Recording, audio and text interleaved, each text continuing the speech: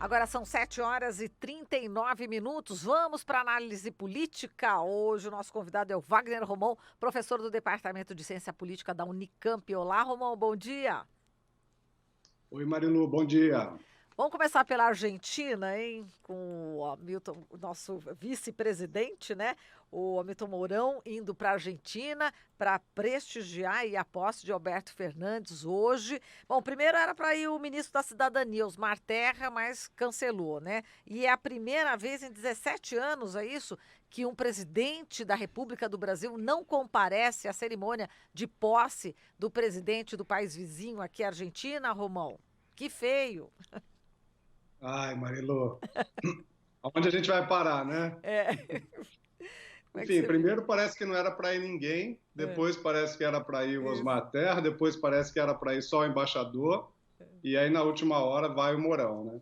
isso. É assim, é incrível, né, Marilu? Porque é uma coisa tão normal, né? É algo assim tão corriqueiro. Né? Quando toma posse um colega, né, um outro presidente, né, o país envia o seu próprio presidente, né? Aliás, o presidente ele tem muito pouca opção para tomar uma decisão nesse sentido, né? Como se fosse uma relação, né, social, né? Não é nem uma relação política, é uma relação diplomática mesmo, de se encontrar com o próximo, com o chefe de Estado que está tomando posse, sobretudo num país tão do nosso lado aqui, tão visceralmente junto, né, do Brasil, como é a Argentina. Então, é incrível que isso se torne uma notícia, né, nesse nosso contexto, e ainda mais numa situação, né, com, não por acaso, a partir da demanda da China, o preço da carne vai lá para cima,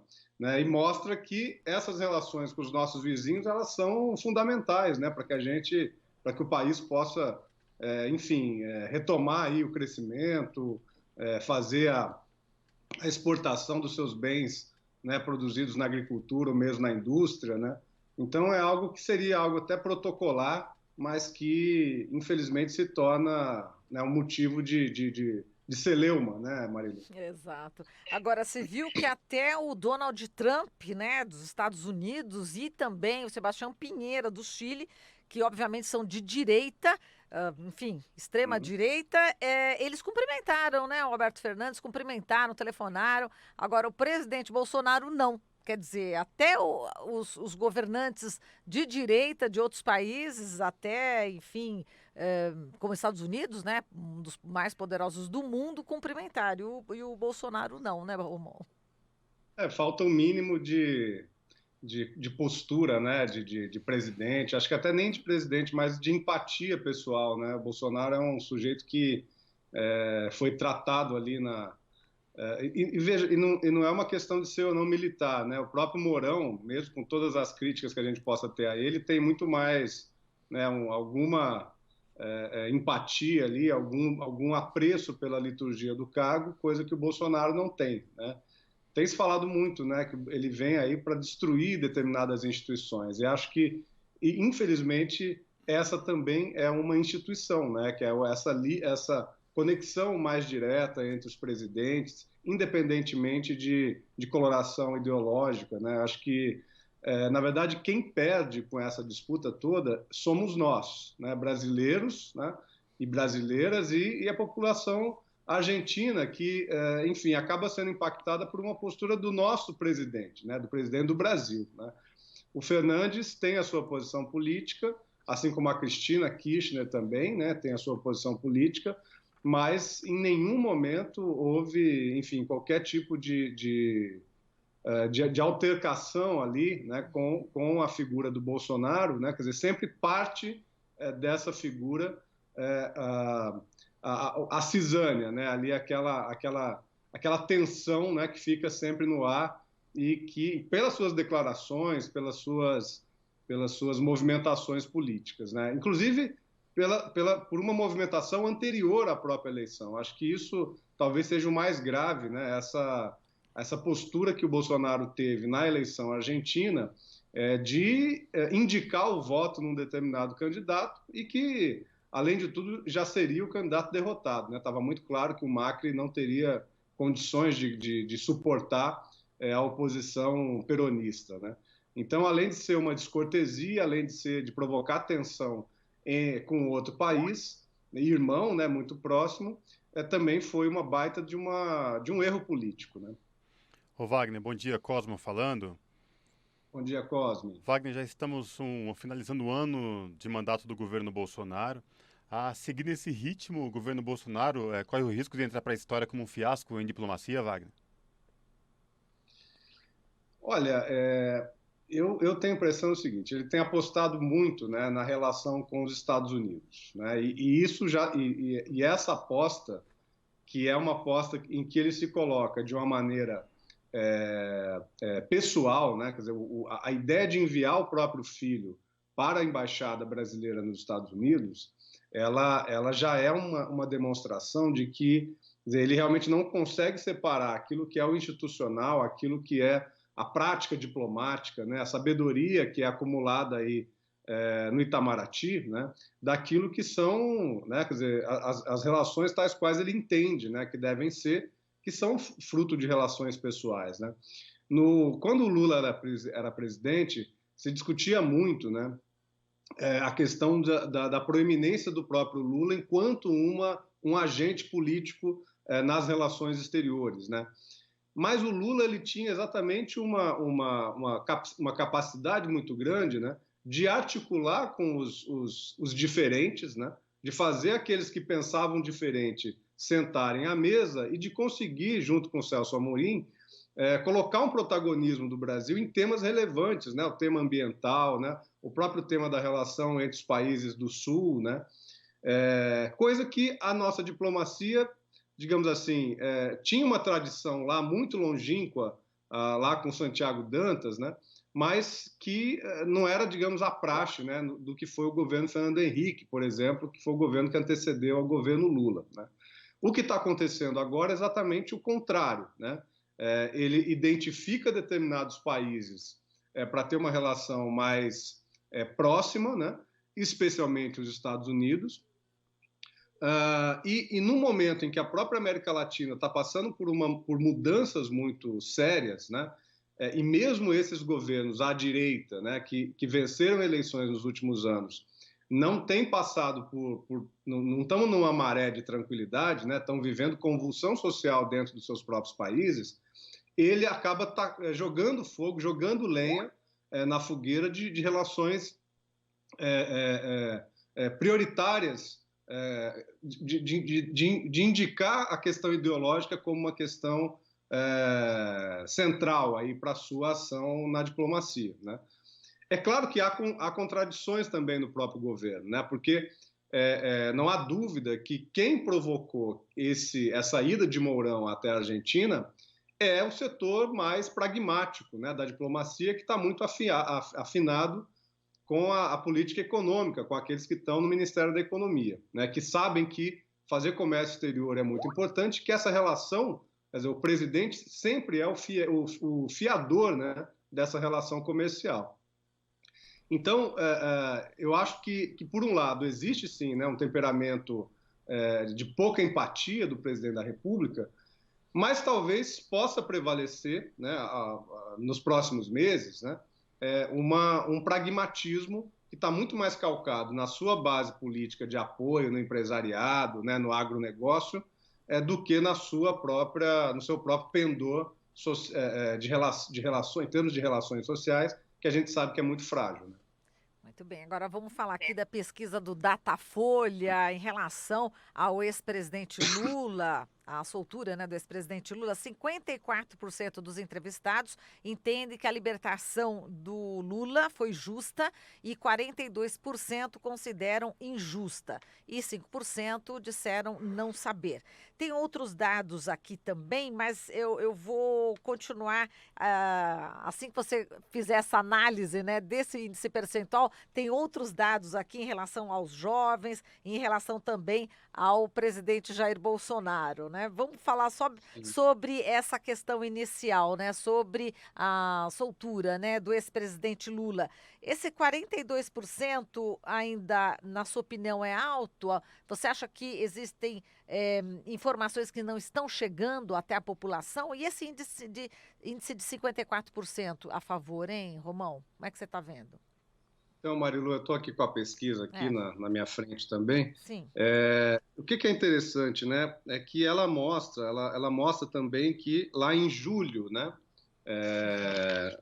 em julho de 2019, né, desse ano, 54% entendiam que a decisão era justa, né? Então, e 42% que era injusta, né? Então, houve uma inversão exatamente, né, desse quadro, né? Hoje, 54% acham que é justa a soltura e 42% acham que é injusta, né?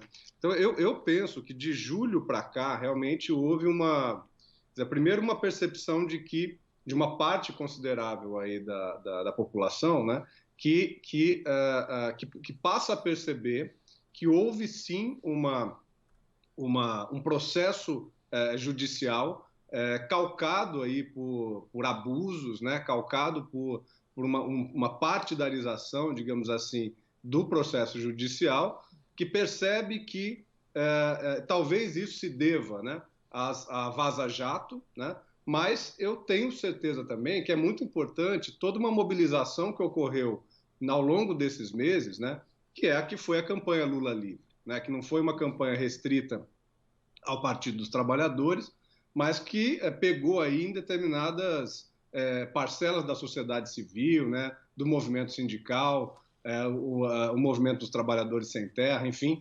Eu acho que não dá para negar, eu acho que seria não valorizar essas ações, não chamar atenção para isso. Então, eu acho que tem um pouco de vaza-jato, tem um pouco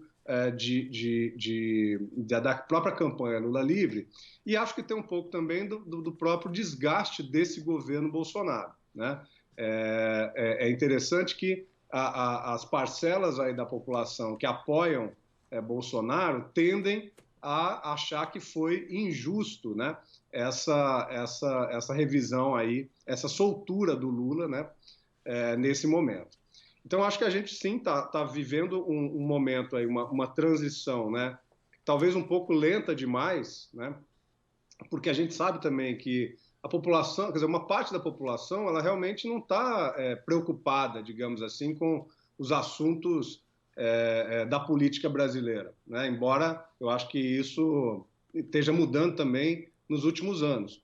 Mas como isso pega na população, ela acaba sendo diferente e tem a ver realmente com, digamos assim, com o perfil da população, né? Acho que é um pouco do que você vai comentar agora, né, Marilu? Exatamente. O apoio ao ex-presidente, né, em relação a faixas aí da população, é maior entre jovens entre 16 e 24 anos, né, com escolaridade de nível fundamental. Isso Uhum. significou 61%, né, que consideram justa a soltura. Agora, na classe mais alta, né, de renda mais alta, a reprovação, a libertação chega a 59%. Quem tem renda salarial mensal acima de 10 salários mínimos, né? Esse dado diz muito, né, Romão? Eu acho que diz muito, realmente, né? E mostra como, assim, é muito difícil hoje na política, né?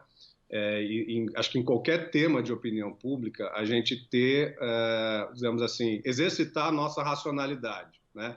Quer dizer, a gente realmente está vivendo uma situação em que o argumento, né? A análise mais fria, né? Análise mais crítica sobre uma determinada situação, digamos, o processo judicial do Lula, né? Isso está sempre eivado, isso está sempre preenchido, né? Enfim, por uma certa visão sobre o que representa Lula, né? Sobre o que representou Lula e sobre o que ele pode vir a representar, né? Porque eu acho que esse aspecto é importante, né? Quer dizer, o Lula preso, né? Ele continua sendo uma pessoa importante, né? A gente viu aí uma série de órgãos de imprensa indo atrás do Lula para ouvir a sua opinião sobre as questões do país, mas o Lula solto é uma coisa completamente diferente, né? Porque aí ele tem muito mais capacidade para conseguir se articular entre os partidos da oposição, buscar eventualmente um diálogo com partidos do centro político, né? Atuar como um agente que está quer dizer, que está que está propondo ao país uma outra alternativa que não é essa do governo Bolsonaro, né? E que vai ter um papel muito importante nas eleições em 2020, né? Então, essa parte da elite brasileira, né, dos mais ricos, né, que estão, digamos assim, ainda estão bem, né, nesse atual governo Bolsonaro, né, que infelizmente penaliza os pobres, penaliza o funcionalismo público, né? Sobretudo aquele que recebe menos, né? O funcionalismo público, os professores da rede, né? Os funcionários públicos de baixo poder aquisitivo, né? As pessoas que continuam desempregadas, né? As pessoas que estão vendo a violência urbana crescer, inclusive pela ação da polícia, né? Então, essas pessoas estão percebendo que esse modelo bolsonarista não lhes serve. Agora, tem uma parte da elite, a princípio, né, quer dizer, a maioria da elite, pelo menos, daqueles que ganham mais do que 10 salários mínimos, vão ficar nessa posição, né, ainda está numa situação em que se vê resguardada pelo Bolsonaro e protegida, né, dos mais pobres, né? Quer dizer, essa é uma coisa muito cruel, mas eu acho que, infelizmente, é um pouco assim que funciona a cabeça dessa elite brasileira, de uma parte expressiva da elite brasileira. Então, essa rejeição à soltura do Lula, me parece, tem a ver também com as expectativas sobre o que o Lula pode fazer, né? Pode representar, pode organizar o campo da esquerda no Brasil, para que a gente possa, enfim, superar esse episódio, né? Espero que seja um episódio Bolsonaro na política brasileira e retomar o rumo, né, para a construção de um país menos desigual, um país mais justo, aquilo que prevê a nossa Constituição, como disse o Adalto, né, que estava conversando com você agora há pouco, que eu escutei, e ele fez uma fala muito interessante. Então, eu acho que não é nada mais, nada menos do que cumprir a nossa Constituição, buscar um país mais justo, um país em que as pessoas tenham mais, enfim, mais qualidade de vida, tenham mais condições de viver, né, de viver bem. Verdade. O Adilson Paes de Souza, né, o tenente-coronel da reserva que você citou, perfeito. Bom, Romão, a gente teria outros pontos para a gente analisar, mas por conta da hora a gente vai ter que encerrar. Mas a gente agradece a sua presença aqui, sempre muito importante no nosso jornal. Um grande abraço, hein, Romão? Grande abraço a vocês todos e todas aí, Marilô. Bom dia. Obrigada. Bom dia. Falamos aqui com Wagner Romão, professor de Ciência Política da Unicamp.